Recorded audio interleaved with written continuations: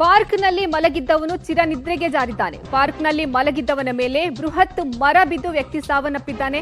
ಮಲಗಿದ್ದಂತಹ ವ್ಯಕ್ತಿ ಮೇಲೆ ಮರ ಬಿದ್ದು ಆತ ಸಾವನ್ನಪ್ಪಿರುವ ಘಟನೆ ರಾಜಾಜಿನಗರದ ನವರಂಗ್ ಬಳಿ ಇರುವಂತಹ ಪಾರ್ಕ್ನಲ್ಲಿ ನಡೆದಿದೆ. 31 ವರ್ಷದ ಲಕ್ಷ್ಮಣ್ ಸಾವನ್ನಪ್ಪಿರುವಂತಹ ವ್ಯಕ್ತಿ.